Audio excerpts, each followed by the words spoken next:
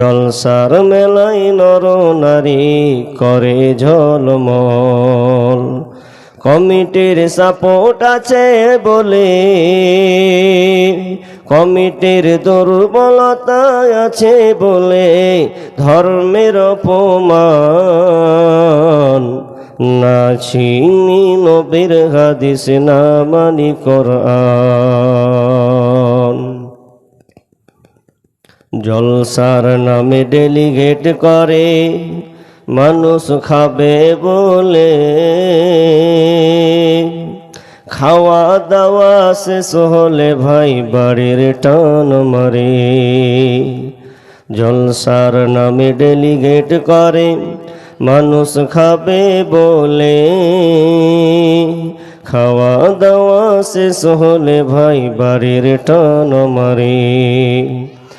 আর প্যান্ডেলের তলা করলি খালি, প্যান্ডেলের তলা করলি খালি দিনকে অপমান, না চিনি নবীর হাদিস না মানি কোরআন। ভাইরে না চিনি নবীর হাদিস না মানি কোরআন। হাসর মিজান পুলসে রাতে কেমনে হইবে পার, পার না হতে পারলে মোদের হবে জাহান্নাম। হাসর মিজান পুলসে রাতে কেমনে হইবে পার, পার না হতে পারলে মোদের হবে জাহান্নাম। হেদায়াতের নূর দাও হে প্রভু, হেদায়াতের আলো দাও হে প্রভু, তুমি যে রহমান।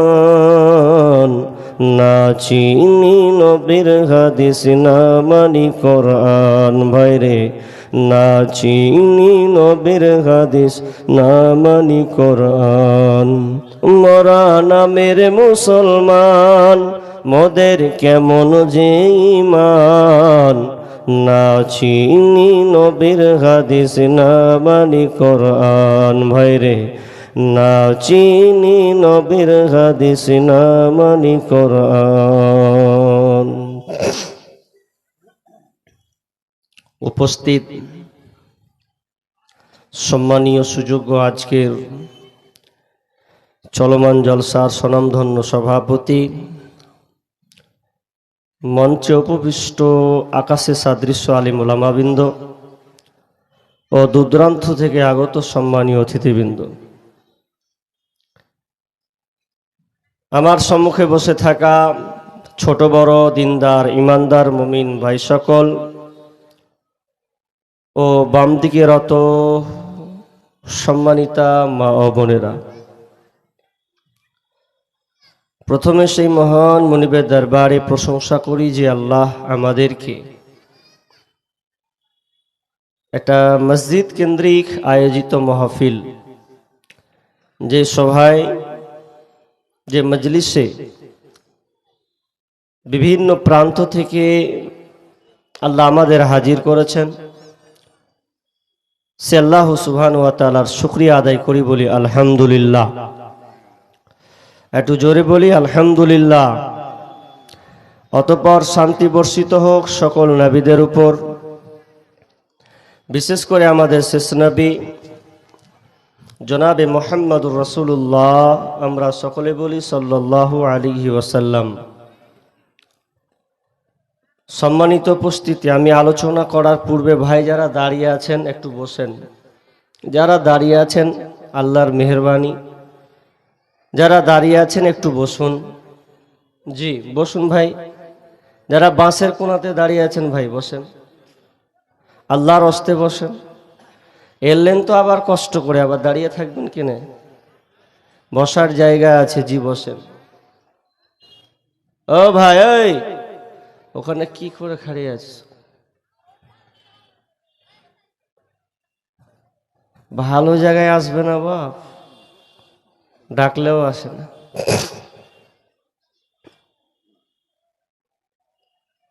আমি আপনাদের সম্মুখে মহাগ্রন্থ আল কোরআন থেকে সূরা জুমার থেকে একটি আয়াত আপনাদের সামনে পড়েছি, আর একটা বুখারী ও মুসলিম দুই জায়গাতে দুইভাবে বর্ণনা আছে। কিতাবুল আযান থেকে যে হাদিস এবারাত, সে এবারতটা আমি আপনাদের সামনে পড়েছি। এই আয়াত ও হাদিসকে সামনে রেখে আজকের আমার টপিক আলোচ্য বিষয় আল্লাহর আরশের ছায়া। খুবই গুরুত্বপূর্ণ একটি বিষয়, যদিও সব জায়গায় কোনো জায়গায় বলার সুযোগ থাকলেও কালেকশন করতে গিয়ে বিষয়গুলো বলা হয় না। এখানেও তাই, কারণ প্রথম ডেট নেওয়ার বলল যে এরকম এরকম ব্যাপার, ঠিক আছে, অসুবিধা নাই। তো মসজিদের উন্নতি কল্পে জালসা, যেহেতু আমি আপনাদের কাছে না 10টা যেহেতু সময়, তা আপনাদের কাছে আমি 1 ঘন্টা 15 মিনিট চলে গেল মতন কিছু আলোচনা করব, আর কিছু আপনাদের কাছে এই মসজিদের জন্য সাহায্য চাইব। আপনারা যে যা পারবেন, যতটুকু পারবেন চেষ্টা করবেন। আমি ভূমিকা আর বাড়াবো না, যেহেতু সময় কম। ভূমিকা কিছু বলার দরকার ছিল, বললাম না। তবে এতটুকুই আপনাকে বলি যে পৃথিবী একদিন ধ্বংস হয়ে যাবে, এটাতে সবাই একমত। আস্তিক হও আর নাস্তিক হও। নাস্তিকরাও জানে যে পৃথিবী একদিন বিলুপ্ত হবে, শেষ হবে। যারা নাসারা বিজ্ঞানী, যারা রাশিয়ান বিজ্ঞানী, যারা তারা ভূমণ্ডল আসমানকে নিয়ে তারা গবেষণা করছেন, তারা আবার প্রতি বছর মাসে একটা রিপ্লাই দেয় যে পৃথিবীর অবস্থা খুব একটা কন্ডিশন ভালো নয়, যা হাদিসে হুবহু আমরা মিল পাই। পৃথিবী ধ্বংস হবে, কিভাবে হবে ওটা একটা চ্যাপ্টার। আর পৃথিবী ধ্বংসের শেষ মুহূর্তটা, তো পৃথিবী যে ধ্বংস হবে এটা কার মাধ্যমে হবে? ইসরাফিল আলাইহিস সালামের মাধ্যমে। জি, কার মাধ্যমে বললাম? ইসরাফিল আলাইহিস সালাম, তার মাধ্যমে এই বাঁশিটা তিনি লাগাম নিয়ে আছেন, মুখে দিয়ে আছেন। অনেক রেফারেন্স আছে। তো মুখে লাগাম দিয়ে থাকবেন আর প্রতীক্ষমান অবস্থায় হয়ে আছেন যে কখন আল্লাহ আমাকে অর্ডার দিবে। আল্লাহ রাসূল বলছেন সাহাবীদেরকে, কাইফা আনআমু ওয়া সাহিবুস সুরি কদিল তাকামা ওয়া আসগা সামআহু ওয়া হানা জাবহাতাহু ইয়ানতাজিরু মাতা ইউমারু বিন নাফতি। বলছে আমি কেমন করে আয়েশ আরামে থাকবো, কি করে আনন্দ করতে পারি, কেমন করে আনন্দ উল্লাস করতে পারি, অথচ ইসরাফিল আলাইহিস সালামকে আল্লাহ তাআলা তাকে দায়িত্ব দিয়েছেন। পৃথিবী যখন ধ্বংস হবে, আল্লাহ যখন বলবে তখন পৃথিবী ধ্বংস শুরু করবে। একটা আয়াত পড়েছি, হাদিস অনেকগুলো আছে। তাহলে আমরা আয়াতটার তর্জমা করি, দিয়ে আরশের ছায়া এ ব্যাপারে আমরা আলোচনা করব। তো আরশ এটা আল্লাহর সিংহাসন। আরশ আল্লাহর একটা সিংহাসন, কারণ আল্লাহ আছেন আর রহমানু আলাল আরশিস তাওয়া। আল্লাহ 7 আসমানের উপরে রয়েছেন। তবে কেউ যদি এ কথা বলে যে আল্লাহ 7 আসমানের উপরে, আল্লাহ আরশের উপরে আছে, আরশে আজিমে আছে, তবে ওটা নিচে না উপরে, যদি কেউ এই সন্দেহ পোষণ করে, তাহলে আল ফিকুল আকবর আবু হানিফা রাহমাতুল্লাহ আলাইহি তিনি বলছেন যে কেউ যদি অস্বীকার করে যে আল্লাহ কোথায় আছেন এটা জানি না, তাহলে সে কাফির। তাহলে আল্লাহ আরশের উপরে রয়েছেন, তবে কিভাবে আছেন এই ব্যাখ্যা কিন্তু আল্লাহ রাসূল করে যাননি, কোথাও নাই। যেভাবে আছে সেভাবে আপনাকে মেনে চলতে হবে, এতটুকু যথেষ্ট। তো আল্লাহর সিংহাসন, এই সিংহাসনটার ব্যাপারে আমি কিছু আপনাদের বলবো। এটা কি, এটা কাদের ফায়দা, কাজে লাগবে, এ সম্পর্কে আমি আপনাদের সামনে বলার চেষ্টা রাখছি। পৃথিবী ধ্বংস হবে কার মাধ্যমে বললাম? ইসরাফিল আলাইহিস সালামের মাধ্যমে। বিসমিল্লাহির রহমানির রহিম। ونفخ في الصور فصيق من في السماوات ومن في الأرض إلا من شاء الله ثم نفخ فيه أخرى فإذا هم قيام ينظرون। রব্বুল আলামিন যখন ইসরাফিলের মাধ্যমে যখন অর্ডার করবেন, ইসরাফিল আলাইহিস সালাম যখন ফুৎকার মারবেন, ওয়ানুফিকা ফিস সূরি ফাসাইকা মান ফিস সামাওয়াতি ওয়া মান ফিল আরদ, আসমান এবং জমিনে যা কিছু আছে সব বেহুশ হয়ে যাবে, এক কথাই সবাই মারা যাবে। ইল্লা মান শাআল্লাহ, তবে আল্লাহ যাকে চাইবেন সে কেবল ছাড়া। তার মানে আল্লাহ ইসরাফিলের মাধ্যমে পৃথিবীটাকে ধ্বংস করে দিলেন, আর কিছু নাই, সব শেষ দিয়ে দ্বিতীয় লগ্নে আবার আল্লাহ তাআলা ইসরাফিল আলাইহিস সালামকে ফুৎকার দিতে বলবেন। সুম্মা নুফিখা ফীহি উখরা ফাইদা হুম কিয়ামুন ইয়ানজুরুন। যখন আবার দ্বিতীয় ফুৎকার মারা হবে, তখন কবর থেকে সবাই উঠে কিয়ামতের ময়দানে হাজির দেবে, একটা কেউ বাকি থাকবে না। আল্লাহ সুবহানাহু ওয়া তাআলা এই জায়গাটায় চ্যালেঞ্জ করেছেন, ওয়া মা হুম আনহা বিগাইবিন, কেউ বেহা গায়েব থাকবে না, কেউ অনুপস্থিত থাকবে না, সবাইকে আল্লাহ কিয়ামতের ময়দানে হাজির করা হবে। যখন মানুষ কবর থেকে উঠবে রে, তখন মানুষ কিয়ামতের দিকে দৌড়বে। মানুষ যখন কবর থেকে উঠবে, উঠার পর মানুষকে আল্লাহ তিন ভাগে ভাগ করবেন। তিন শ্রেণীর মানুষ হবে, তিনটা ক্যাটালগ তৈরি করা হবে। আবু হুরায়রা রাদিয়াল্লাহু তাআলা আনহু তিনি বলেন, বিশ্বনবী বলেছেন, মানুষ যখন উঠবে তিন ভাগে যাবে। এক শ্রেণীর মানুষ ওরা যারা জান্নাতের ব্যাপারে একেবারে গ্যারান্টি, তারা আশঙ্কা থাকবে, আশা থাকবে আমি জান্নাতে যাব। আর দ্বিতীয় শ্রেণী হলো তারা জাহান্নামের ব্যাপারে ভীত থাকবে, মনে হয় জাহান্নামে চলে যাব, এইরকম একটা দুইটা শ্রেণী হলো। আর এই দুইটা যে শ্রেণী ব্যাখ্যায় বলা হয়েছে, এরা দুই শ্রেণী হবে, তারা মুসলিম। শুধু তাই নয়, যখন তারা যাবে, তো যাবার সময় যখন মানুষ যাবে কেমন করে যাবে, কিয়ামতের ময়দানে কেমন করে তারা হাজির হবে। হাজিরটা এইভাবে হবে যে কেউ উঠবে, তো উঠার সময় আরোহী কি হবে, তো একটা উট, কেউ একটা উটের পিঠে চড়ে যাবে, আবার কেউ দুইটা উটের পিঠে চড়ে যাবে, কেউ তিনটা, চারটা, 10টা পর্যন্ত একটা উটে চড়ে যাবে। আর আরেকটা শ্রেণীর লোক হবে যারা তাদেরকে আগুন দিয়ে তাড়া করবে, আগুন তাদেরকে তাড়তে তাড়তে তাড়তে তাড়তে তাদেরকে কিয়ামতের মাঠে হাজির করবে। এমন ভাবে তাড়াবে, এমন ভাবে তাদেরকে তাড়িয়ে নিয়ে যাওয়া হবে। কেউ আবার আপনার কিনা আরাম করার জন্য ক্লান্ত যখন হয়ে যাবে, সন্ধ্যা যখন ঘনিয়ে আসবে, তো আগুনটা ওখানে যখন ওরা দাঁড়িয়ে যাবে, আগুনটা ওখানে তাদের তাড়া করার সময় তারা দাঁড়িয়ে থাকবে। আবার যখন শুরু হবে ধরা, সকাল যখন আবার তারা মারবে দৌড়, তো আগুন তাদেরকে তাড়তে তাড়তে নিয়ে যাবে। হতভাগা তো তারাই, এটা তো একটা হতভাগার দল।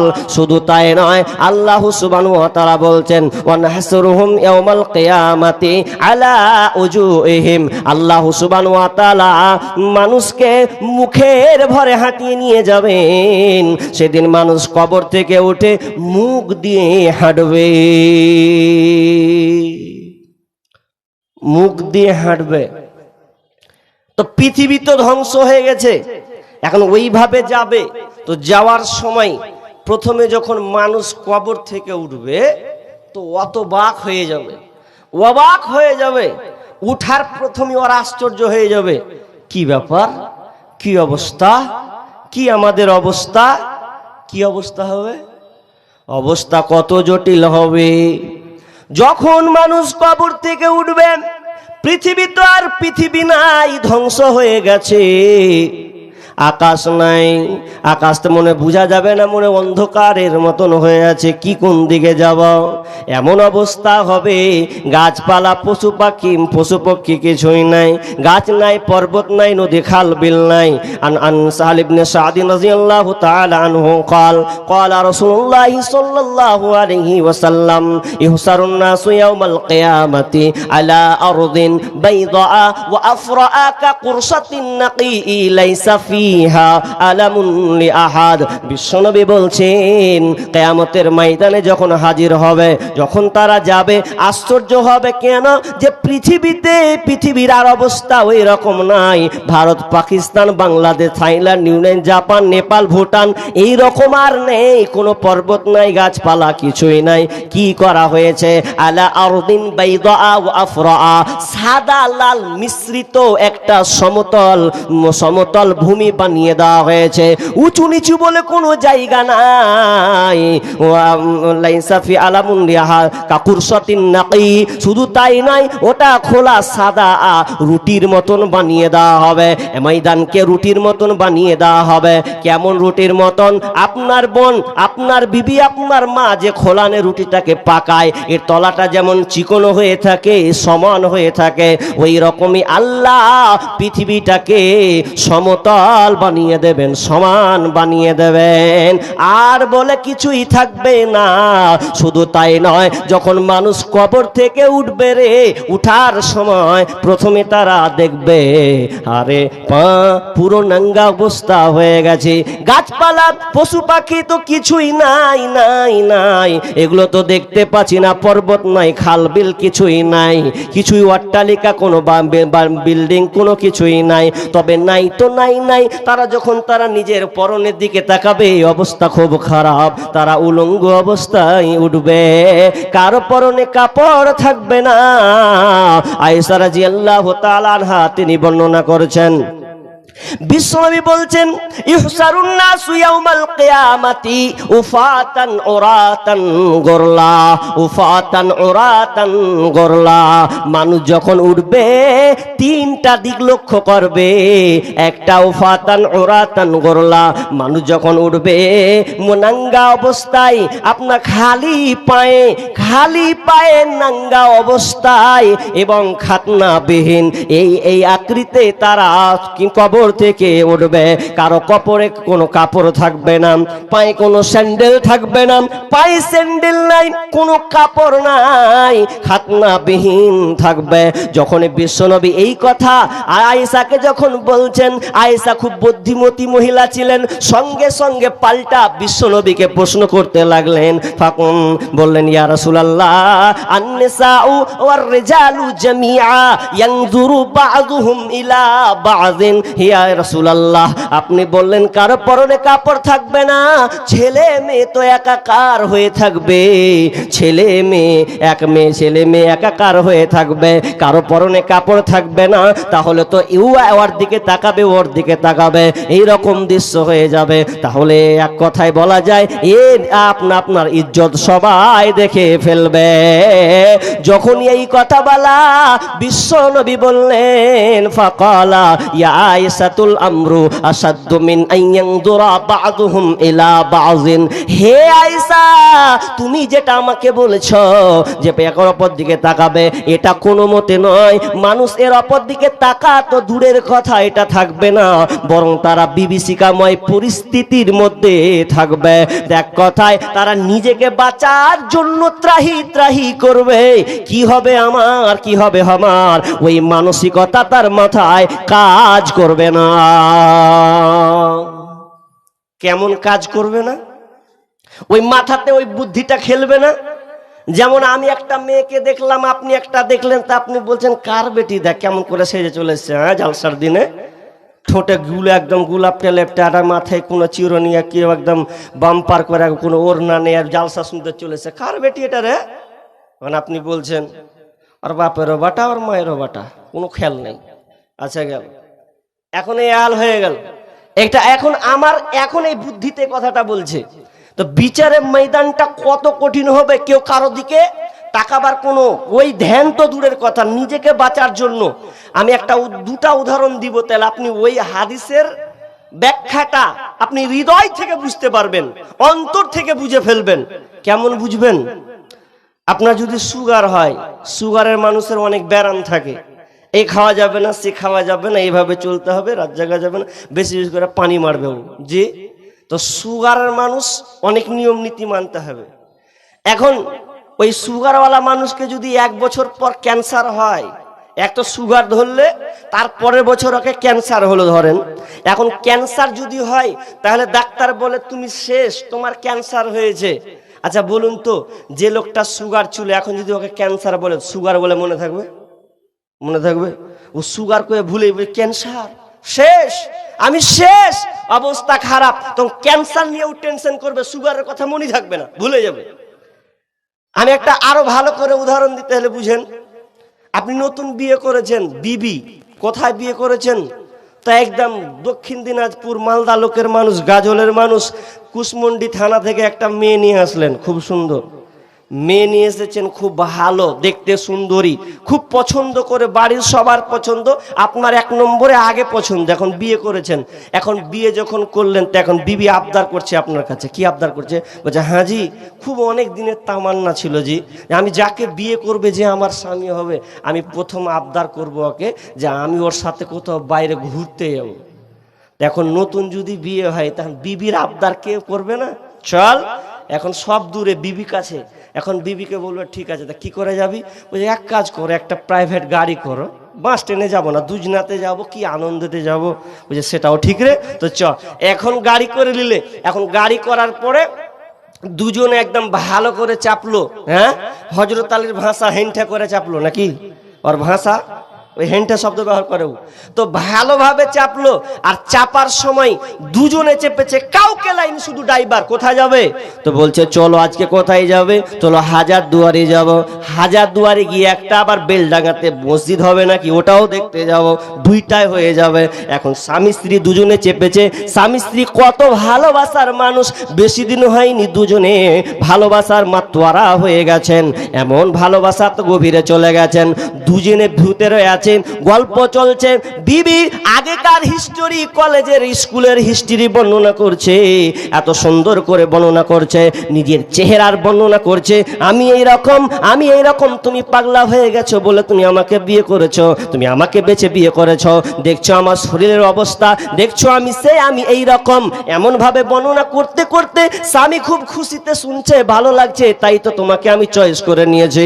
এই গল্প চলছে, আর গল্প করতে করতে ড্রাইভার বলছে এদের ভ্যাট ভ্যাদানি কতক্ষণ থেকে চলবে হে, খুব তো এদের ভ্যাট বাদানি চলছে, গাড়ি তো আমি চালাচ্ছি, তো চালাতে চালাতে গাড়ি চলছে জাতীয় সড়ক 12 সড়ক দিয়ে চলছে, কত ভোল্টেজে, তো এর স্পিড হলো আপনার 120, এত 120 গতিবেগে গাড়ি চলছে। এমন সময় ড্রাইভার বলছে ও তোমরা শোনো, ভ্যাট ভ্যাট কমাও, এখন গাড়ি চালাতে যাচ্ছি, ব্রেক মারছি, ব্রেক ধরে না, ব্রেক ফেল। এখন স্ত্রী বলছে বাদ দাও, ড্রাইভারের কথা কিছু কইতে দিয়া, এত সুন্দর রঙ্গরসের গল্প করছি আর ড্রাইভারের কথা শুনবে, বাদ দাও। আচ্ছা কি বলবে ও? লাস্টে একটা কথা বলবে, ওকে হুড়া মেরে বলবে তোর কথার কিছু কইতে দি, আখেরি আঞ্জাম দিয়েছে শুনেছিস কথা, তোরা রূপের আমার বর্ণনা শুনে লাভ নাই, তুই যতই সুন্দরী হও, যতই তুমি ভালো হও, ড্রাইভার বলেছে ব্রেক ফেল মানে কোথাও ঠুকতে হবে, কোথাও মোকটাম্পারে পড়বে, কোন গাড়িতে ধাক্কা মারবে, কিছুই থাকবে না, এক কথায় মৃত্যু ছাড়া আর কোনো রাস্তা নাই। তার মানে ও আর বিবির সৌন্দর্য নিবে না, বর্ণনা নিবে না, বিবি যেমন থাক আর ওর দিকে চোখ যাবে না, শুধু দান ধার, মানে দিলটা ধারাস আমরা না জানি কোথায় ঢুকে মারা যাব। এটা তো দুনিয়ার আপনাকে এক্সাম্পল দিলাম। বিচারের মাঠ খুবই কঠিন হবে, এত কঠিন হবে কেউ কারো দিকে তাকাবার কোনো অবস্থা রাখবে না, বরং নিজেকে বাঁচার জন্য ত্রাহে ত্রাহে করবে। বিষয়টা আরশের ছায়া লম্বা আছে, খালি তর্জমা করে দেবো লাস্টের বেলা জানা সময় না পেলে। তবে বিচারের যে আরশের ছায়ার কথা বললাম, তো আরশের ছায়াটা কি? এটা আল্লাহর রহমতের ছায়া, সিংহাসন। এই আরশের ছায়া তলে 7 শ্রেণীর লোক, 7 শ্রেণীর মানুষ স্থান পাবে। কেন? কারণ বাকি যত জায়গা থাকবে ভয়ানক পরিস্থিতি হবে, মানুষ সূর্যের তাপে থাকতে পারবে না। কারণ সূর্যটাকে কিয়ামতের ময়দানে মাথার উপরে নিয়ে আসা হবে। 50,000 বছর হবে একটা দিন, টানা 40,000 বছর দাঁড়িয়ে থাকতে হবে। 10,000 বছর বিচার চলবে, হিসাব নেওয়া, বিচার চলবে, হিসাব নেওয়া হবে।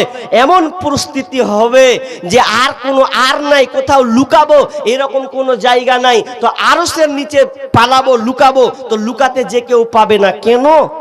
যারা শাস্ত্রের মধ্যে না পড়বে তারা এই ঢুকতে পাবে না, এই আল্লাহর রহমতের ছায়াতে তারা ঢুকতে পাবে না। কেন? পরিস্থিতি খুব খারাপ, এখন ঢুকবো বাঁচবো না, কারণ মাথার উপরে সূর্য আসবে। বিশ্বনবী বলছেন, ইয়ারাকুন নাসু ইয়াউমাল কিয়ামাতি, ইয়ারাকুন নাসু ইয়াউমাল কিয়ামাতি হাত্তা ইয়াযহাবা আরাকুহুম ফিল আরদি 70 যিরাআ ওয়া ইলজিমুহুম হাত্তা ইয়াবলুগা আযানাহুম। বিশ্বনবী বলছেন, ইয়ারাকুন নাসু ইয়াউমাল কিয়ামা, মানুষ সূর্যের তাপে ঘামতে থাকবে, মানুষ ঘামতে থাকবে।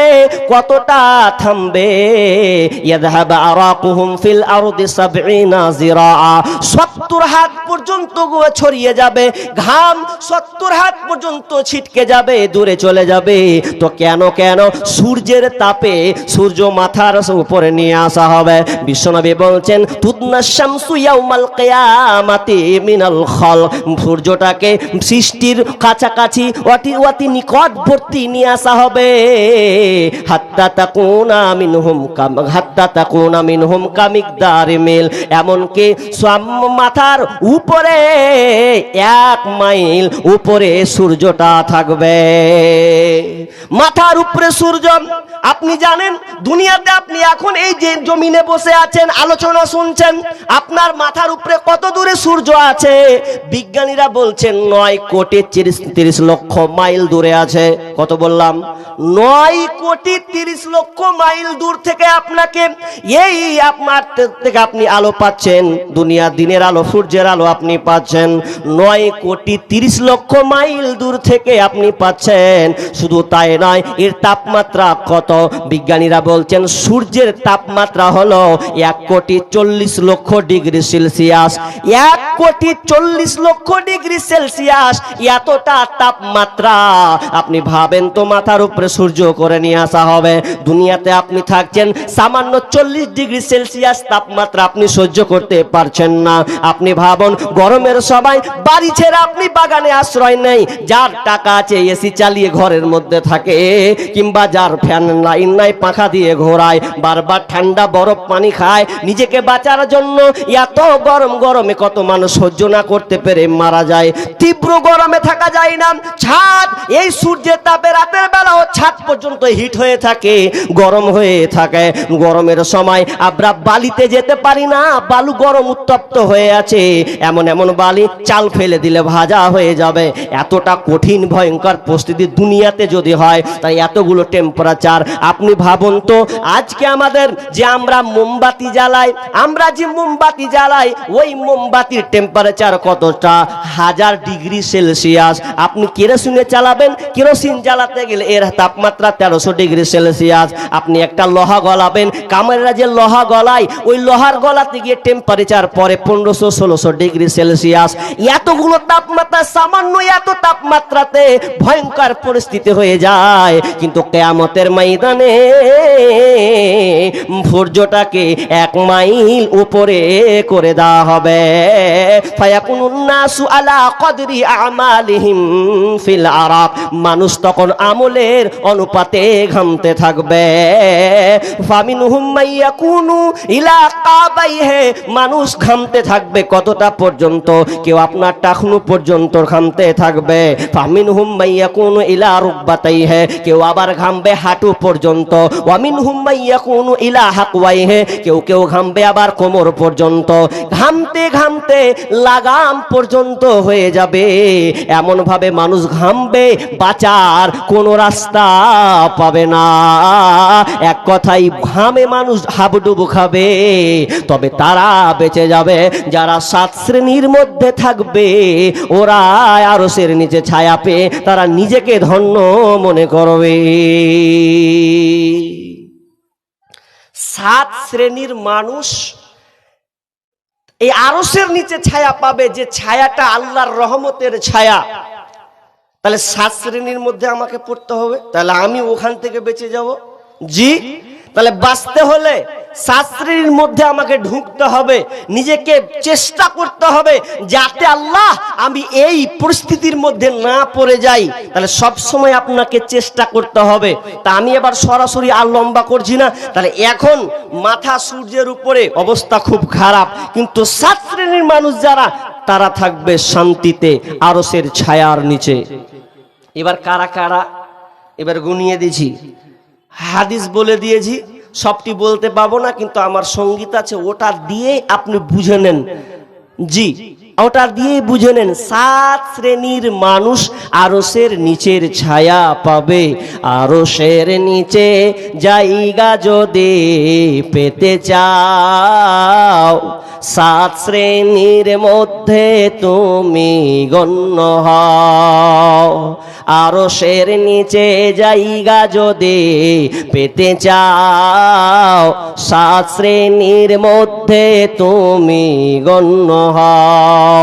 শাসক যদি হয়ে থাকো, নেই পরায়ণ হও, ইবাদতের মধ্য দিয়ে যৌবন কাটাও। আরশের নিচে জায়গা যদি পেতে চাও, 7 শ্রেণীর মধ্যে তুমি গণ্য হও। মসজিদেতে বেঁধে রাখো তোমার ওই অন্তর, আল্লাহর জন্য ভালোবাসো যুগ থেকে যুগান্তর। অশ্রু দিয়ে চক্ষু ঝরাও, অশ্রু দিয়ে চক্ষু দিয়ে অশ্রু ঝরাও, আল্লাহর শরণে আল্লাহর জন্য ভালোবাসো রমনে বরণে। আরশের নিচে জায়গা যদি পেতে চাও, 7 শ্রেণীর মধ্যে তুমি গণ্য হও। বিশ্বনবী 7 শ্রেণীর কথা বলেছেন। নাম্বার 1 আল ইমামুল আদিল। 1 নাম্বার, নেই পরায়ণ নেতা, নেই শাসক, ইনসাফ কায়েম করনে ওয়ালা শাসক, যে কিনা ইনসাফের সঙ্গে আমানতদার সাথে ইনসাফের সাথে নেতার তার দায়িত্ব পালন করবে, সে আরশের নিচে ছায়া পাবে। 1 নাম্বার কে? 1 নাম্বার কাকে ধরলেন? নেতা। যে নেতা হবে সে আরশের নিচে ছায়া পাবে। যেই নেতাটা নেই পরায়ণ নেতা হবে। নেই পরায়ণ নেতা, মানুষ খালি প্রধানের পদ পেয়েছে তো খালি হুবিয়েছে, পেয়েছি যে প্রধান হচ্ছে বলছে হুবিয়ে 5 বছর চলবো বে, 5 বছর। তুমি 5 বছর চলবে, তুমি ফুটে আছো, তুমি ফুটে আছো। কিভাবে ফুটে আছো? আমি সব জায়গায় উদাহরণ দিই। উদাহরণটা কি উদাহরণ জানেন? হেলিকপ্টার আর একটা সাইকেল। এদিকে এদিকে দেখেন, একটা হেলিকপ্টার একটা সাইকেল। আচ্ছা বলুন কোনটা বেশি খাতরাতে আছে? হেলিকপ্টার। হেলিকপ্টার খাতরাতে আছে। কেমন? যে কোটিপতি, যাকে আল্লাহ অঢেল সম্পদ দিয়েছে, ও হেলিকপ্টার নিতেই পারে, মালিক হতেই পারে। যে হেলিকপ্টার ও বসে আছে, ও ভাবছে আমি কত বড়, দেখছিস আমি জমিনে লয় আসমানে ভাসছি, খুব উড়ছি, আমি খুব উড়ছি, আমি আমার মতন কে আছি তে হে। কিন্তু ও জানে না কত রিস্ক। যে বসে আছে হেলিকপ্টার, খুব সম্মানীয় মানুষ, কিন্তু ওকে বুঝতে হবে কেমন। হেলিকপ্টারে চেপে আছে, হেলিকপ্টার সিগন্যাল তার ওপেন হয়ে আছে, চলতে আছে। আচ্ছা বলুন, যদি হেলিকপ্টারটা কোনো জায়গায় মেরে দেয়, যদি এক জায়গায় কোনো জায়গায় ঠুকে দেয়, কেউ যদি একটা পাথর চালায় বা কিংবা আর কিছু হয়ে যায়, এক কথায় আসমানের উপরে যদি অ্যাক্সিডেন্ট মেরে দেয়, আচ্ছা বলেন ওকে কি আর পাওয়া যাবে? ওকে আর পাওয়া যাবে না। কিন্তু অপোজিটে যান, যেই ছেলেটা একটা রাখাল ছেলে, গরিবের ছেলে, সাইকেল চালায়, তো সাইকেল চালাতে গিয়ে যদি কোনো জায়গায় ধাক্কা মেরে দেয়, যেমন ধরেন দেওয়ালে মারলো কিংবা আর কোনো জায়গাতে মারলো, কিংবা আপনার কিনা লাড়াতে, এক কথায় লাড়াতে মেরে দিল, এখন মারার সময় পোয়ালে মেরে দিয়েছে, আচ্ছা বলেন ওকে পাওয়া যাবে কি পাওয়া যাবে না? পাওয়া যাবে। ওকে নিয়ে গিয়ে আবার ওকে ঠিক ফিরিয়ে পাওয়া যাবে। কিন্তু তেমনি ভাবে আমি কেন উদাহরণটা দিলাম, উদাহরণটা এই জন্য আমি দিলাম, তুমি পদ পেয়েছো, নেতা তোমাকে ভালো নেতা হতে হবে, তুমি মেম্বার হয়েছো, প্রধান হয়েছো, এটা তোমাকে ভালো হতে হবে। তুমি সমাজে বিচার ফাইসালা করছো, এ নিয়ে তুমি আত্মহারা হয়ে যেও না। বিচার ফাইসালা তুমি ভালোভাবে করবে, নাচের হেলিকপ্টারের মতন বিচারের ময়দানে তোমাকে ফুটতে হবে। আসসালামু আলাইকুম। আমরা বক্তারাকে যে ডেকেছি, ওনারা আমাদের গেস্ট, মানে আমাদের ভাষায় কুটুম আর কি, মেহমান। তো মেহমানদের যেটা যেটা প্রয়োজন আমরা মেটাতে না পারলে যথেষ্ট ইয়েতে আর কি মেহমানের সম্মান করা হবে না। অতএব আপনাদেরকে বলছি, আমাদের মেহমানদের প্রয়োজন দর্শকের। আলহামদুলিল্লাহ দর্শক যা এসছেন, মহিলারা পিছনে দাঁড়িয়ে আছেন অনেকেই, সামনের যারা মা বোনেরা আছেন আপনারা আর একটু সামনে চলে আসবেন, আর না হলে পিছনের গুলো সামনে এসে বসবেন, দিয়ে আমাদের সভাটাকে সাফল্য করার চেষ্টা করবেন। একটু বক্তাদের সম্মান যোগানোর জন্য আমরা যেন সঠিকভাবে সবাই বসে হাদিস কোরআনের কথা শুনি, এটা আপনাদের কাছে অনুরোধ। কেউ দাঁড়িয়ে থাকবেন না, সামনের দিকে বসবেন। জি, কি বলছিলাম ভাই? এক নাম্বার, আরশের নিচে ছায়া পাবে কে? তো নেই পরায়ণ নেতা, যে সঠিকভাবে বিচার ফাইসালা করবে। আচ্ছা বলুন, আজকে বর্তমানে সঠিক বিচার ফাইসালা হচ্ছে? জি, যারা পদে আছে, যারা দায়িত্বে নিয়েছে, আচ্ছা বলুন তারা ন্যায়ের সঙ্গে বিচার ফাইসালা করে? জি না। নবীজি আফসোস করে গেছেন, আফসোস করেছেন এই জামানার ব্যাপারে, যে ন্যায় পরায়ণ তো দূরের কথা, যেই নেতাগুলো বর্তমানে এখন আমাদের আছে, হাদিসের সঙ্গে হুবাহুব মিল আছে। বিষ্ণু বলেছেন, ওয়াসাদাল কাবিলাতা ফাসিকুহুম ওয়া কানা যাঈমুল কওমি আরযালাহুম ওয়া উকরিমার রাজুলু মাখাফাতা শাররি। এক কথায় আমি আপনাকে গুটিয়ে দিয়েছি এটাই, যে যারা বর্তমানে যারা নেতা হবে, বিশ্বনবী এই কিয়ামতের আলামতের ব্যাপারে নেতাদেরকে টেনে ধরে এনেছেন। কারণ নেতারা কেমন হবে? নিচু পর্যায়ের ফাসিক লোক, লম্পট লোক, সুদারু, বাটপার, বেঈমান, এই ধরনের লোকেরা দেশের দায়িত্ব নেবে, সমাজের দায়িত্ব তারা চালাবে। আর ওরা যখন পদ পাবে, বিশ্বনবী আফসোস করে গেছেন দুই শ্রেণী লোকের মধ্যে। ওই দুই শ্রেণী আল্লাহ রাসূল দেখেননি, তার মধ্যে একটা হলো নিজের গরু নিজের মতন চাবুক থাকবে, নিজের নেই চাবুক থাকবে, আর ওই দিয়ে মানুষকে প্রহার করবে, মারবে।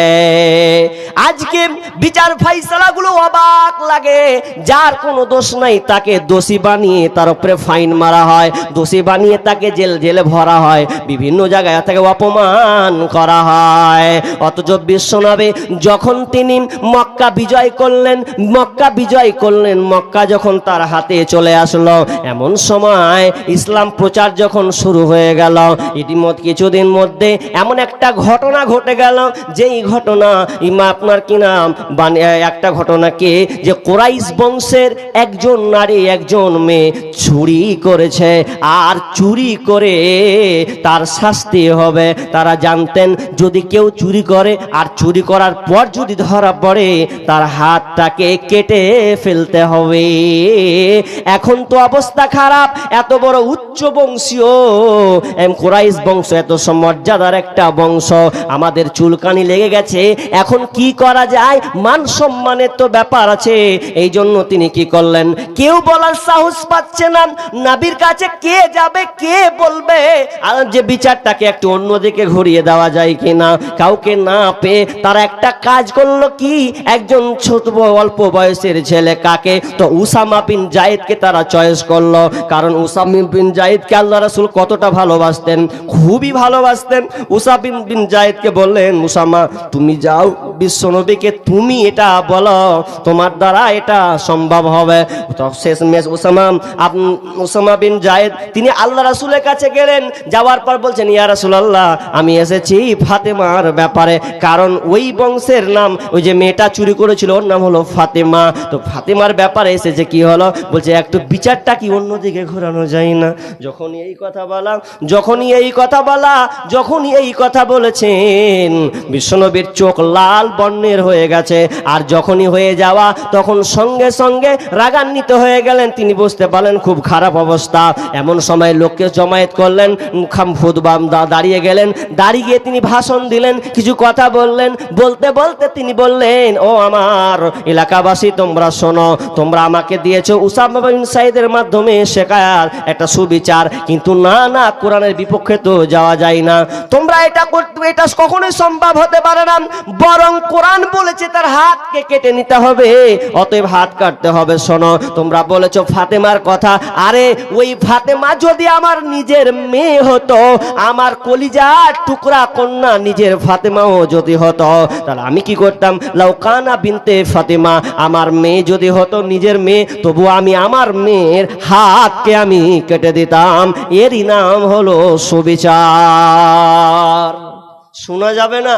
আমার নিজের, আমার বংশের, এটা দেখার দরকার নাই, কারণ আল্লাহ সুবহানাহু ওয়া তাআলা বলছেন, ওয়াইদা হাকামতুম বাইনান নাসি আন তাহকুমু বিল আদল, যখন তোমরা বিচার ফায়সালা করবে, ন্যায়ের সঙ্গে বিচার ফায়সালা করবে।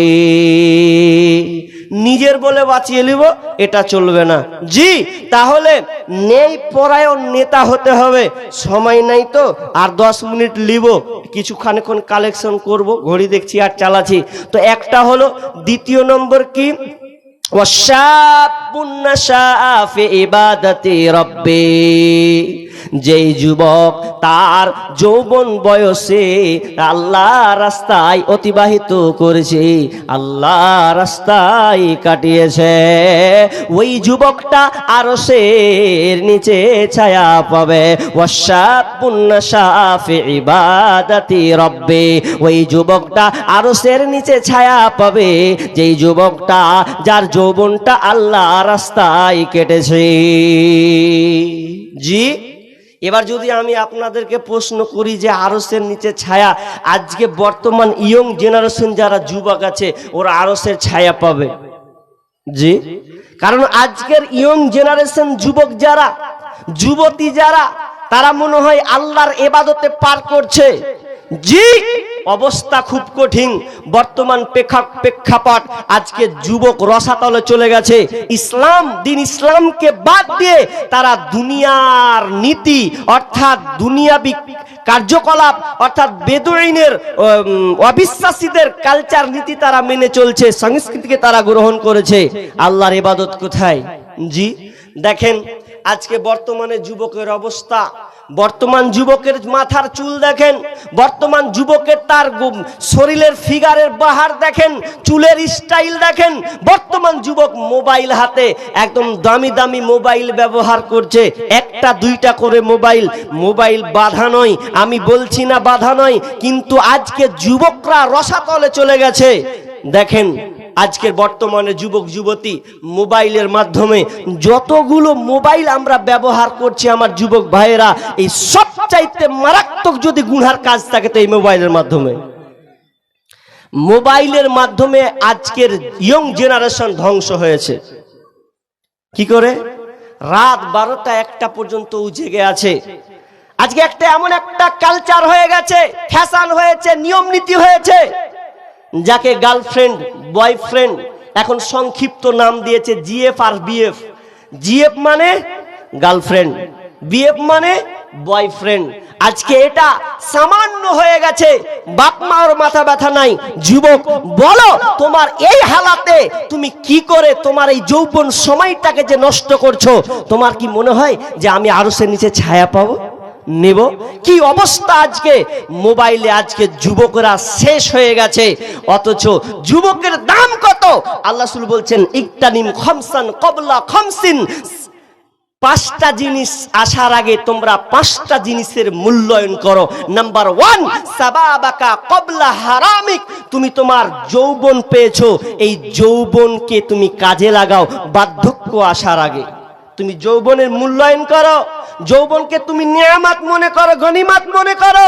যৌবন তুমি পেয়েছো, এই যৌবন একবারই পাবে, দ্বিতীয় চান্স পাবে না। দেখেন না কত বাপজি, কত বৃদ্ধ অবস্থায় বয়স হয়ে গেছে, 60-70 বছর হয়ে গেছে, চায়ের দোকানে আর ভাতের টেবিলে বসে যখন ওকে পানি দেওয়া হয়েছে তো পানিটা ঠিক মতন করে খেতে পারছে না। 1 গ্লাস পানি খেয়েছে, তো 1 গ্লাস পানি খেতে খেতে খেতে অর্ধেক পানি ওর কাপড়ে পড়ছে, না ওর থালাতে পড়ছে, জমিনে পড়ছে, ব্যালেন্স শেষ। এখন যদি ওই বাপজি বলে আল্লাহ আমাকে যৌবনটা ফিরিয়ে দাও, একবার পাবে, দ্বিতীয় চান্স পাবে না। একবারই আল্লাহ তোমাকে যৌবনটা দান করবে, একবারই পেয়েছে তো একবারই পাবে, দ্বিতীয় চান্স তুমি পাবে না। কিন্তু যুবক, তুমি তোমার যৌবনটাকে কোথায় কাজে লাগালে? ছেলের মেয়ের পেছনে তুমি সময় ব্যয় করেছো। নারী ও বোন, তুমি ছেলের পিছনে সময় ব্যয় করেছো। স্কুল গেলে কলেজ গেলে একা ভালো লাগে না, তুমি সঙ্গী আবার চয়ন করো। তোমার সঙ্গী কে মেয়ে ছেলে লাই? তোমার সঙ্গী বয়ফ্রেন্ড হয়েছে, তোমার সঙ্গীকে তো গার্লফ্রেন্ড হয়েছে। এ করে তুমি মোবাইলে সম্পর্ক তৈরি করে নিয়েছো। রাত 12টা 1টার সময় তার সঙ্গে চ্যাটে লিপ্ত আছো, মেসেঞ্জারে আছো, হোয়াটসঅ্যাপে আছো। তুমি মনে করছো কি আনন্দের মধ্যে বসবাস করছি। বাপ মাও বেতাল হয়ে গেছে, মোবাইলটা দিয়ে সন্তানদেরকে শেষ করেছে। তো বাপ মা হলো প্রথমে দায়ী। বাপ মা ছেলে মেয়েদের মোবাইল দিয়ে শেষ করেছে। তারপরে দ্বিতীয়ত আমার ব্যক্তিগত মত, অনেকেরই মত, আজকে সরকার শিক্ষা ব্যবস্থাকে বাদ দিয়ে আর সবার হাতে মাধ্যমিক পাস হলে একটা করে মোবাইল ধরিয়েছে। এটা সবচাইতে মারাত্মক। আপনি মত কি হবেন যা হবেন জানি না, আমি আমার জ্ঞান গর্ভ থেকে বলছি, আমি যতটুকু বুঝেছি ততটুকুই বলছি। আজকে সরকার মোবাইলটা যদি বাদ দিয়ে ভালো শিক্ষার ব্যবস্থাপনা করত, তাহলে এই হালাতটা হতো না। আজকে মাধ্যমিক পাস হতে গিয়ে প্রত্যেকটা ছেলে মেয়ের হাতে মোবাইল আছে। তো মোবাইল দিয়ে কি হচ্ছে বাপ মা টের পায় না, বাপ মা বুঝতে পারে না। বাপ মা মনে করছে দুনিয়াটা মনে হয় এরকম, কিন্তু রসাতলে যাবে। কারণ একটা ছেলের হাতে যদি মোবাইল থাকে, বুদ্ধিজীবী একজন পোস্ট করেছেন, তিনি বলছেন কোনো বাপ মা যদি ছেলে কিংবা মেয়েকে মোবাইল দেয়, তাহলে ওই বাপ মা জেনে রাখো ওই মেয়ের জন্য পর পুরুষের জায়গা করে দিয়েছে। আপনি ভাবছেন আমি ঘুমাইনু, 10টা হলো, নামাজ পড়নু, এশারের নামাজ, ঘুমিয়ে গেল, আর আমার ছেলে মেয়ে মনে শুতে ঘুম পাচ্ছে। তুমি ভালো করে তালাশ লাও, তোমার মেয়ের হাতে যদি মোবাইল আছে, ও ঘুমায়নি, 11টা 12টা পর্যন্ত জেগে আছে। কি কারণ? দিনের বেলায় অপেক্ষমান থাকে কখন রাত হবে আর কখন আমার কাজ শুরু হবে। রাত 12টার পরে যখন সকলে ঘুমায়া রয়, যুবক যুবতী তখন প্রেমের কথা কয়। রাত 12টার পরে যখন সকলে ঘুমায়া রয়, যুবক যুবতী তখন ফোনে কথা কয়। আরে মোবাইল হাতে পাইয়া বর্তমানের নারী লেখাপড়া ছাইরা দিছে, মরার প্রেমে পড়ি।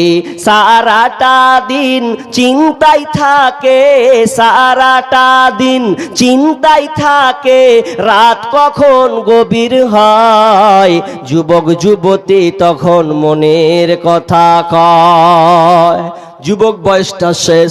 যুবক, তোমাকে একটা কথা বলি, যদি তুমি আল্লাহর আরশের ছায়া নিতে চাও, ও বোন তুমি যদি আরশের ছায়া পেতে চাও, তাহলে তোমাকে এখন থেকে প্রতিজ্ঞাবদ্ধ হতে হবে। আজ থেকে তোমাকে সিদ্ধান্ত নিতে হবে, আমি আর কোনো ছেলের নাম্বার রাখলাম না। ও ভাই তোমাকে বলে, বন্ধু তোমাকে বলে, আজ থেকে আমি কোনো মেয়ের মোবাইল নাম্বার রাখলাম না, তার সঙ্গে আমার কোনো সম্পর্ক থাকবে না। কেন কেন? আমার এই যৌবনটা খুবই গুরুত্বপূর্ণ। কারণ বিষ্ণু বলছেন লা তাজুলু কদাম ইবনি আদম ইয়াউমাল কিয়ামাতি মিন ইনদি রাব্বিহি হাত্তা ইসআলা আন খামসিন। বিষ্ণু বলছেন আল্লাহ সুবহানাহু ওয়া তাআলা বিচারের ময়দানে কোন আদম সন্তানের পা এক বিন্দু নড়াচড়া করতে পারবেন না যতক্ষণ না তারা এই পাঁচটার প্রশ্নের সম্মুখীন না হবে। নাম্বার 1, 1 নাম্বার আন উমুরিহি ফিমা আফনাহু, তার জীবনটাকে সে কিভাবে চালিয়েছে। 50 বছর জিন্দেগি পেয়েছে, 60 বছর পেয়েছে, হিসাব দাও। তারপরে কোনো কথা 1 নাম্বার প্রশ্ন করা হবে আন উমুরিহি ফিমা আফনাহু। নাম্বার 2 ওয়ান সাবাবিহি ফিমা আবলাহু, তুমি তোমার যৌবনটাকে কেমন করে পার করেছো, কোথায় কাটিয়েছো, কিভাবে কাটিয়েছো, আজকে হিসাবটা তুমি বুঝিয়ে দাও। হিসাব যতক্ষণ না বুঝাবে রে, ততক্ষণ পর্যন্ত তোমার কদম, তোমার পা নড়াচড়া করার কোনো সুযোগ থাকবে না। দাও হিসাব। যৌবন পেয়েছো, যৌবন বয়সে খুব মাস্তানি দেখিয়ে দিয়েছো, আরে কে আসবি আই। এই যৌবন ওই কাজের লেগে লাই, অহংকার, তাকাব্বুর, পয়সা আর আপনার স্টাইলের বহর আর মেয়েদের পিছনে তোমার আড্ডাবাজি, এই জিনিসটা তোমাকে বুঝিয়ে দিতে হবে কেমন করে তুমি পার করেছো। বোন সচেতন হও, ভাই সচেতন হও, বেঁচে থাকার চেষ্টা করো, মোবাইলকে ব্যবহার করো কিন্তু মোবাইলকে কন্ট্রোল করো। কেন? মোবাইল এমন হয়ে গেছে, মোবাইলকে তুমি চালাবে, মোবাইল এখন তোমাকে চালাচ্ছে। এখন এমন অবস্থা হয়ে গেছে, মোবাইল আমি চালাবো কি, মনে হয় মোবাইল আমাকে ঘুরিয়ে চালাচ্ছে। এমন অবস্থা হয়নি? এমন আজকে বর্তমান অবস্থা হয়ে গেছে। আমি লম্বা করব না, আর কিছুক্ষণ কি। তো 2 নাম্বার কি, ওয়াশাবুন নাশা ফি ইবাদাতি রাব্বি। নাম্বার 3 ওয়ারাজুলুন কলবুহু মুআল্লাকুন ফিল মাসাজিদ। নাম্বার 3 নাম্বার হচ্ছে যে লোকটা, যেই যুবকটা যার সম্পর্কটা মসজিদের সঙ্গে সবসময় লেগে আছে। আসর জোহর পড়লো, কখন আসর হবে আমি নামাজ পড়ব, আসর পড়লাম, মাগরিব কখন হবে আমি পড়ব, এই দিলটা সব সময় তার মসজিদের সাথে সম্পৃক্ত হয়ে আছে। বিষ্ণু বলছেন যার এই অন্তরটা সব সময় মসজিদের সাথে সম্পৃক্ত থাকবে, ওই লোকটা আরশের নিচে ছায়া পাবে। ওয়ারাজুলানি তাহাব্বা ফিল্লাহি ইস্তামা আলাইহি ওয়া তাফাররাকা আলাই, ওই লোকটা, যেই লোকটার ভালোবাসা জনে ভালোবাসে আল্লাহর জন্য, আল্লাহর জন্য তার এক অপরকে ভালোবাসে, কিন্তু আল্লাহর জন্য তাদের সম্পর্ক হয়েছে, আবার আল্লাহর জন্য তাদের সম্পর্ক বিচ্ছেদ হয়েছে, এই রকম লোক আরশের নিচে ছায়া পাবে। আর তারপরে বলছেন ওয়ারাজুলান তাহাব্বা ফিল্লাহি ইস্তামা আলাইহি ওয়া তাফাররাকা আলাইহি ওয়ারাজুলুন তার 5 নম্বর হচ্ছে, 5 নম্বর বিশ্বনবী বললেন ওই লোকটা, যেই উচ্চ বংশীয় মহিলা, উচ্চ বংশীয় নারী কোন পুরুষকে একটা ডাকলো, ডাকার পর বলছে ওরে আয় তুই আমাকে নে, আমি তোর জন্য প্রস্তুত আছি, তুই আমার দিকে চলে আয়, এবং আমি তোকে অফার দিলাম। কোন উচ্চ বংশীয় মহিলা যদি ডাকে আর ওই সময়ের যুবকটা বলে দেয় ইন্নী আখাফুল্লাহ, আমি আল্লাহকে ভয় করি, আর ভয় করি বলে সে তার কাছে গেল না, ওই যুবকটা আরশের নিচে ছায়া পাবে। ওই যুবকটা আরশের নিচে ছায়া। কে? একটা মেয়ে বলছেন হ্যালো, আপনি সঙ্গে বলছেন নারীর গল্প, নারীর আওয়াজ, বাট ফোন রেখে দিলেন। ফের কেউ লাগাচ্ছে, কার সঙ্গে সম্পর্ক হলো, কেউ আপনাকে খুব প্রস্তাব দিচ্ছে কোনো নারী, আপনি বলছেন সিধা হাঁট, আমার রাস্তা আমি, তোর রাস্তা তুই। আপনি সুযোগ পাচ্ছেন কিন্তু সুযোগটা কেটে দিচ্ছেন, এড়িয়ে দিচ্ছেন। জি না, কারণ আমি আল্লাহকে ভয় করি। সাবধান বোন, সাবধান হয়ে যাও। এ বলে তুমি এড়িয়ে চলে গেলে, তাহলে ওই যুবকটা আরশের নিচে ছায়া পাবে। জি, যুবক পারবে? কোন মেয়ে তোমাকে, সুন্দরী মেয়ে তোমাকে ডাকলো, তোমাকে অফার দিল, তো তুমি অফারটাকে প্রত্যাখ্যান করবে, বাদ দিয়ে দেবে? তোমার দ্বারা সম্ভব হবে? জি। তাহলে ছোট্ট করে একটা বলি, তাহলে তোমার মনে ইমানি তাজা বাড়বে। কেমন? উবাইদ বিন উমাইর একজন বিজ্ঞ, একজন আলেম মক্কার। উবাইদ বিন উমাইর একজন বিজ্ঞ আলেম, এত বড় পণ্ডিত আল্লাহওয়ালা মানুষ। তো মক্কার একজন স্ত্রী, একজন বিবি আয়নার সামনে মুখের চেহারাকে দেখছে, দেখার পর বলছে, মা আমার চেহারা দেখছি। ওর স্বামীকে বলছে, স্বামী তুমি তো পাগলা হয়েছো, যাকে ডাকবো সেই পাগলা হবে। বলছে, তোর মাথা খারাপ, কি বলছিস তুই? বলছে, ঠিকই বলছি, দেখছেন আমার চেহারা দেখছেন? চেহারা আমার এত সুন্দর, যে কোনো ছেলেকে ডাকবো ও পটে যাবে। তখন ও স্বামী বলছে রাগে জ্বালাতে, তোর মাথা খারাপ, তুই সুন্দরী বলে যেমন তাই বলবা? বলছে, এমন একজন লোক আছে যে লোকটার কাছে যা তোকে পাত্তাই দিবে না। তো বাজি খেলছে যে তুমি কেমন কথা কইছো, আমার স্বামী আমাকে পাত্তা দিবে না, মানে আমাকে পারমিশন দাও, একবার বলে দেখো ওই লোকটাকে যদি আমি পাগলা না করে দিই। বলছি, যা তোকে পারমিশন দিনু। উবাইদ বিন উমাইর দাস দিচ্ছেন আর ওই সময়তে চলে গেছে। এমন সুন্দর করে সেজেছে ও। মেয়ে সৌন্দর্য প্রকাশ করলে, বহি প্রকাশ করলে তো সুন্দর হবে, তো এত সুন্দর করে ও সেজেছে, দেওয়ার কাজ চলে গেছে। চলে গিয়ে বলছেন, আসসালামু আলাইকুম। ওয়ালাইকুম আসসালাম। তুমি কি করে ঢুকলে? এই পোশাকে কেমন করে আমার কাছে ঢুকলে বলো? বলছে, আপনি আমাকে রাগ করিয়েন না, আমি ঢুকে পড়েছি, যেভাবে হোক আমি ঢুকে পড়েছি। তো বলছে, তুমি এই কাপড়ে এমন ভাবে এসেছো যে তুমি আমার কাছে কেন এসেছো? তো মেয়েটা বলছে, হুজুর আমি আপনার প্রেমে পাগল হয়ে গেছি, আমি আপনার প্রেমে আত্মহারা হয়ে গেছি। আপনার যখন থেকে শুনেছি আপনাকে ছাড়া আর ভাল লাগে না, আপনাকে আমি অফার দিয়ে দিলাম, আপনি আমাকে ভোগ করতে পারেন, আমার কাছে আপনি আসতে পারেন, এটা আপনাকে সুবর্ণ সুযোগ দেওয়া হলো। যেমনই কথা বলা, উবাইদ বিন উমাইর বলছেন, খবরদার এরকম কথা তুমি বের করো না। শোনো, বলছে, আমি বের হব না যতক্ষণ পর্যন্ত তুমি আমার কথার সাড়া না দেবে। তখন উবাইদ বিন উমাইর কত চালাক মানুষ ছিলেন, তখন তিনি বলছেন, একে তো বের করতে হবে, একে একটা ভয়ের মধ্যে নিয়ে আসতে হবে।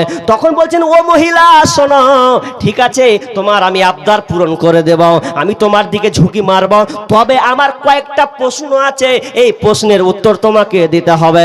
নাম্বার 1, বলো তো মেয়ে, এ মহিলা তুমি বলো, যখন তোমার মালাকুল মউত আসবে, যখন তোমার প্রাণ পাখিটাকে বের করে নিয়ে যাবে ওই সময়তে, আর আমি যদি বলে, আসো মেয়ে এখন আমরা দুজনে নির্জনে চলে যাই, আচ্ছা বলো তো তুমি এটা কি চাইবে? মহিলা বলছেন, না না না, এটা কেন চাইবো?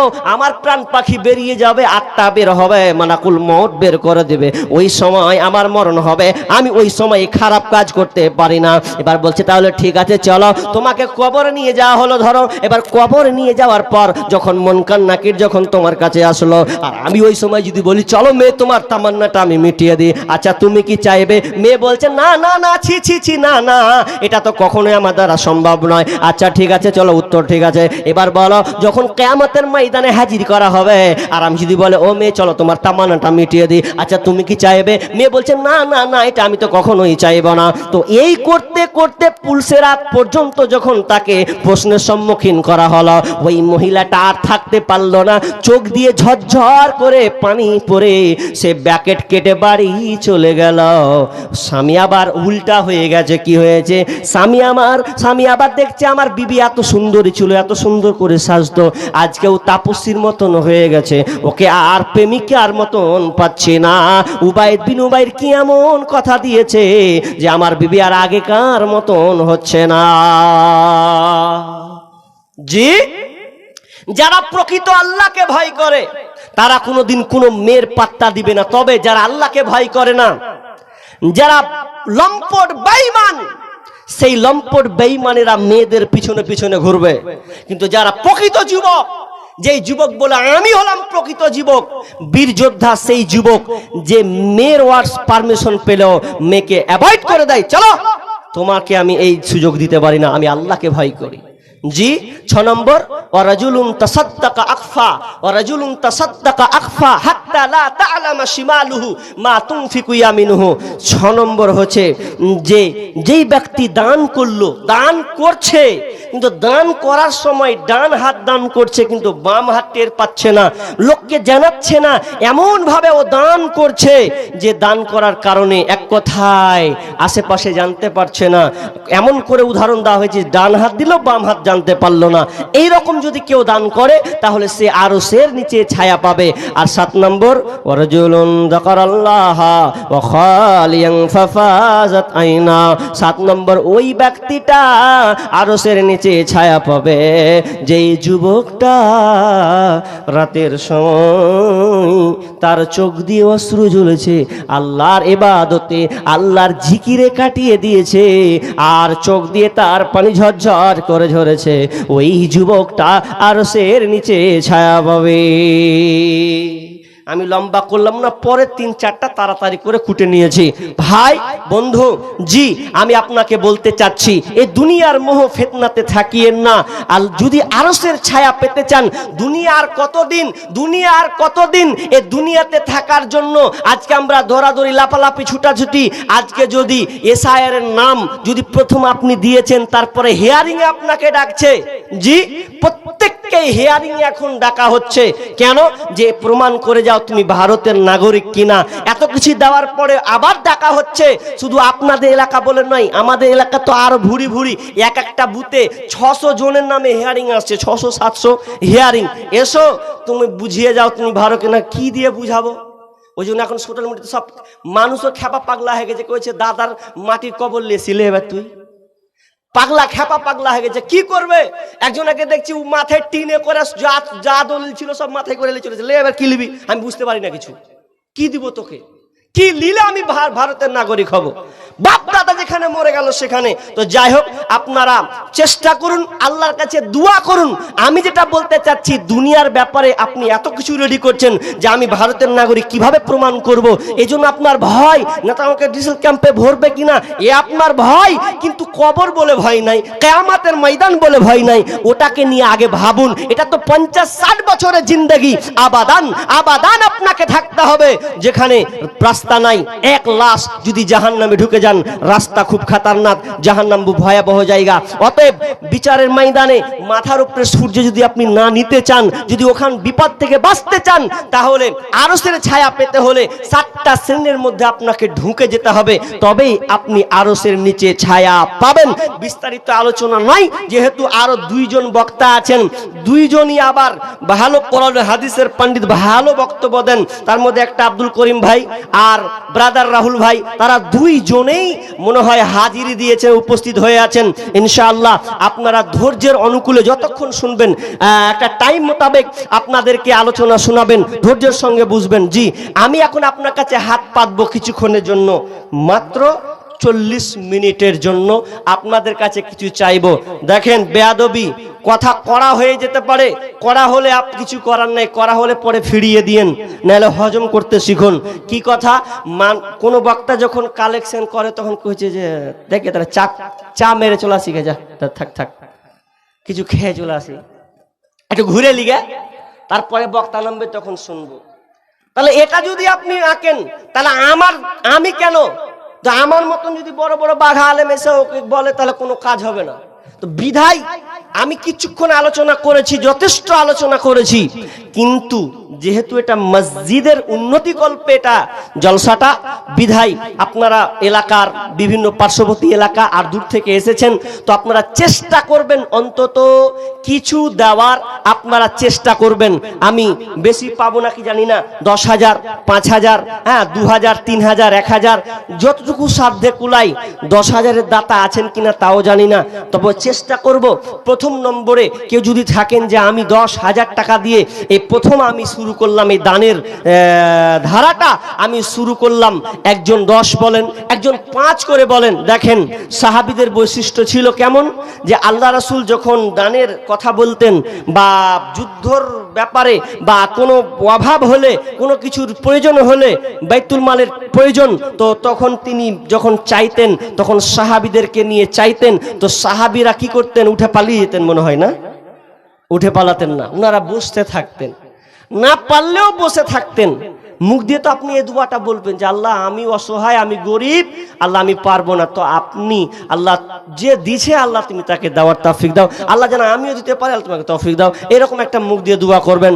5,000 টাকা কেউ আছেন, 10,000, প্রথম একটা লোক 10,000, 10,000, মসজিদের এলাকার লোক যারা আছেন, যারা কাছের লোক আছেন, চাষি মানুষ ভালো পর্যায়ে আছেন, মাস্টার আছেন এলাকার, জি ডাক্তার আছেন, ব্যবসায়ী আছেন, ঠিকাদার আছেন, বলুন না এরকম লোক যে মসজিদের জন্য আপনি দিবেন।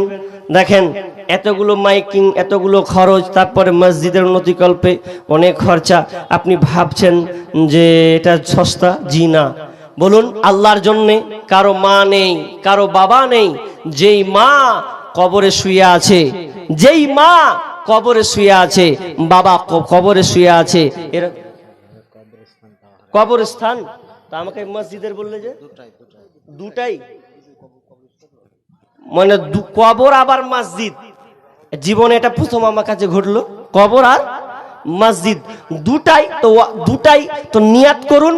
আর এলাকার লোক তারা তো আরো সুখবর যে আপনার এলাকার কবরস্থান, তার মানে আপনাকে শুতে হবে, আপনি এলাকার মানুষ, তাহলে আপনাকে বেশি ভাবতে হবে যে কবরের দিকে যদি যাই তাহলে তো আমাকে ওখানে ঘুমাতে হবে, মুর্শিদাবাদ থেকে আপনার কবরে নিতে আসবে না, তো আপনার বেশি হক আর আপনারাও দিবেন, চেষ্টা করবেন। কিন্তু যারা এলাকার লোক আমি তাদেরকে জোর করে বলছি যে আপনারা বেশি বেশি করে দান দেওয়ার চেষ্টা করবেন।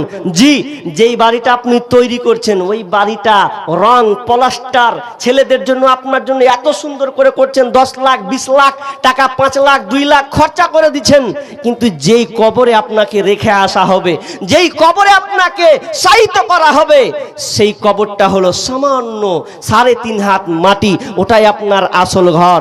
বিষ্ণু বলছেন ইয়াতবাউল মাইয়িতা সালাসা ফায়ারজিউ ইসনানি ওয়া ইয়াবকা মা'হু ওয়াহিদ। রাসূল বলছেন মানুষ যখন মারা যায়, মানুষের সাথে মরে গেলে যখন তাকে কবরে রাখা হয় তো তার সঙ্গে 3টা জিনিস যায়। কি 3টা জিনিস? ইয়াতবাউহু আহলুহু ওয়া মালুহু ওয়া আমালুহু, 3টা জিনিস যায়। ফায়ারজিউ আহলুহু ওয়া মালুহু, 2টা জিনিস ব্যাক আছে, আহাল এবং মাল। আহাল এবং মাল। আহাল মানে আপনার বাপ যাবে আপনার কপ মাটি দিতে, আপনার ভাই গেল, আপনার বন্ধু গেল, আপনার চাচা গেল, এরা সবাই আপনাকে মাটিতে যাবে। আর যে খাটলিয়া যে দিয়ে আপনাকে ঢেকে রাখা হয়েছিল ওগুলো সব রিটার্ন আসবে, তবে আপনার সঙ্গে থাকবে ওয়ায়াবকা আমালুহু, আপনার আমল আপনার সঙ্গে থেকে যাবে। বাকি দুনিয়া যত কিছু আছে এগুলো সব থেকে যাবে। জি, আসলে এগুলো কেউ আপন লয়, কেউ আপন লয়। আমরা যা আপন বলি, আপনি মরে দেখেন 3 দিন পর আপনাকে কেউ মনে রাখবে না, 3 দিন পর আপনাকে মনে রাখবে না। যখন দূরে যাবে 1 মাস হতে দেন, আপনার ওই জায়গাটা যে বসেছিল ওই জায়গাটা আপনার জন্য রাখবে না, আপনাকে নিয়ে গল্প করছিল, কেউ বলবে না যে ওখানে আর যাবে না, ওই নেই না, আরো বেশি করে আড্ডা মারবে, আপনি চলে গেছেন তাই। জি, দুনিয়ার কেউ কারো আপন নয়, আপনি মরে গেলে সব শেষ। যতক্ষণ আছেন ততক্ষণ আপনাকে নিয়ে ঘুরাবে মানুষ, মা ছেলে বউ বেটি সবাই আপনাকে ঘুরাবে। জি, কিন্তু আপন কে? আল্লাহ। কিন্তু আমরা আল্লাহকে ছেড়ে দিয়েছি। জি, নিষ্ঠুর এই পৃথিবীতে কেউ তো আপন নয় তোমারে, কেউ তো আপন নয়, কেউ তো আপন নয় তোমারে, কেউ তো আপন নয়। যাদের সাথে গড়ো তুমি হৃদয়েরই বাঁধন, ফাঁকি দিবে সে তোমাকে স্বার্থ হইলে সমর্পণ। ভুইল না তাই এই দুনিয়ায় পড়ে চলো না, নিষ্ঠুর এই পৃথিবীতে কেউ তো আপন নয়, কেউ তো আপন নয় তোমারি, কেউ তো আপন নয়, কেউ তো আপন নয় তোমারি, কেউ তো আপন নয়, কেউ আপন নয়। আপনাকে একটা উদাহরণ দিই, মরার কথা বাদ দেন, মরার কথা বাদ দেন, যারা বয়স আছেন, বয়স্ক প্রাপ্ত চাচা আছেন, দাদু আছেন, দেখবেন বয়স্ক হয়ে গেলে সম্পর্কটা আস্তে আস্তে আস্তে আস্তে আস্তে ভ্যানিশ হয়। আপনার বাড়িতে 4টা ছেলে আছে, 4টা ছেলে আছে, সব বড় বড়, কে বিজনেসম্যান, কে এটা করে, কে ওটা করে। এখন আপনাকে ছেলেরা ভাগ করে নিয়েছে। ভাগ করেছে কিনা দেখেন ভালো করে। ছেলেরা ভালো ঘরে ঘুমাবে, ভালো জায়গায় ঘুমাবে, আর আপনার ঘরটা গোয়াল ঘরে বেছে রাখবে। গোয়াল যে ঘরটা, ওটা আপনার জন্য থাকবে। আর 4টা বেটা বলবে, তুই কখন খিলাবি, তুই কখন খিলাবি, বুঝা আমি সোমবার, তুই কখন মঙ্গলবার। বাপের খাবার পালিটা করবে কি, বাপের খাওয়ার পালিশ সিস্টেম করে। আপনার এদিকে আছে বাপের পালিশ সিস্টেম? আছে সিস্টেম, মৌলবীর মতন পালিশ সিস্টেম করে দেওয়া হয়। জি, দুনিয়াতে এটা হয়। আরে কত দেখলাম সোশ্যাল মিডিয়াতে, বাপ মরছে তো বেটা এসে বলছে, বাপের টিপটা লে তাড়াতাড়ি, না তো হয়ে যাবে না। মরছে তো মরার আগে টিপটাকে আগে মারছে, যা হয় হবে। জি, অনেক এইরকম আছেন। তো দুনিয়াতে আল্লাহ এটা নিদর্শন, আল্লাহ আপনাকে দেখাচ্ছে, দেখ দুনিয়ার কেউ আসল নয়। আপনি একবার খাট তো অনেক বহন করেছেন, একবার যখন মসজিদের খাটলিয়াতে 4 পায়া খাটলি, ওই খাটলিতে যদি আপনি একবার রাত 12টার সময় একাই ঘুমিয়ে যান, চোখ বন্ধ করে দেন, তো আপনাকে কেমন লাগবে? আর দেখবেন যে কেমন লাগছে আপনাকে। মরেননি, একবার খালি চেষ্টা করবেন যে কি লাগছে, এখন নিজেকে একা একা লাগছে কিনা, কত ভয়ঙ্কর। জি, এই জন্য বলছি আল্লাহর হস্তে এই আখেরাতের জন্য আপনি বলুন যে